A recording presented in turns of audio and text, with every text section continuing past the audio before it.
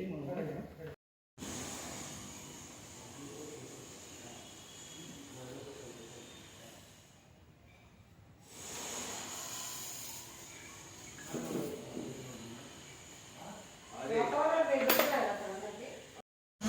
నా పేరు ప్రశాంతి.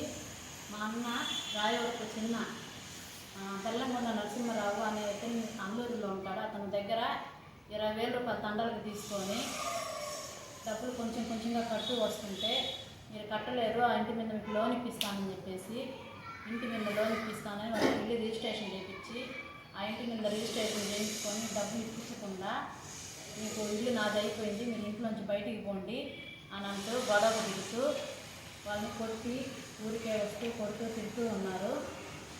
20,000 కట్టినా కానీ మేము కట్టలేదనే చెప్తున్నాడు. ఇప్పుడేమంటే మొన్న ఈ మధ్య 11వ తేదీ వచ్చేసి ఆటోలో 10 మందిని తీసుకొని వచ్చి నన్ను కొట్టి మా అన్న భార్య మీద పెట్రోల్ పోసి తగలబెట్టాడు.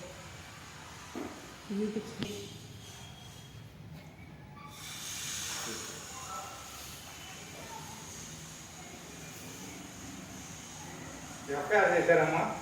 ఎఫ్ఐఆర్ చేశారు కానీ అతన్ని స్టేషన్లో వేయలేదు. పట్టుకోవాలా? స్టేషన్లో వేయలేదండి. అరెస్ట్ చేశారంటున్నారా? అరెస్ట్ చేశారంటున్నారు కానీ మాకేం చెప్పట్లేదు సార్. చేయలే. అతనే ఊరి మీద బాగానే చేస్తున్నాను. మాకు తగిన న్యాయం చేయవలసిందిగా కోరుతున్నాను. మా వదిన ప్రాణహానితో ఉంది.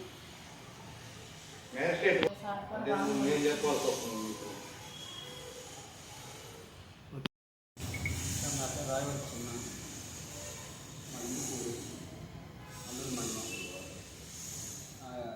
మండలం ఇందుకూరు బెల్లంకొండ నరసింహారావు మా డ్రైవర్ తల్లకి వచ్చి మమ్మల్ని బలవంతంగా కొట్టి మా ఇల్లు రిజిస్ట్రేషన్ చేయించుకున్నాడు.